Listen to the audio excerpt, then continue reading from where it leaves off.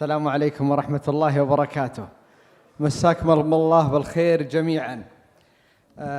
أشكر المقدم على ما قام به وما أنصف عائلة الكريدة. اللسان يعجز أن يتكلم، وكل اللي تقدموا قبلي قالوا وكفوا ووفوا.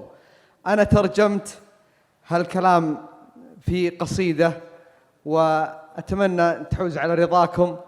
القصيدة على طرق الموال المحاورة، فأقول: يا مرحبا ترحيب غالي بغالي عند الرجال اللي لهم قدر عالي، ما يعشقون إلا الكرم والمعالي، أهل العلوم الطيبة والجزيلات.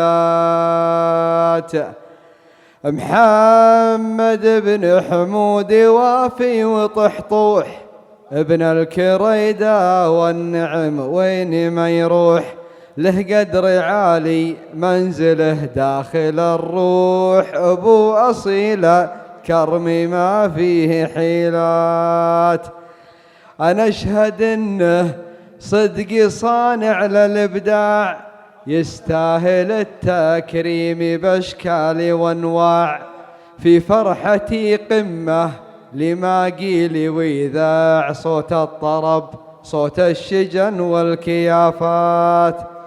مهما نقول من الحكي ما نوفي، يلي مع أصحابك وربعك تكفي، خدومي ومبادر وراعي تحفي، وزود عليهن تبذل المستحيلات.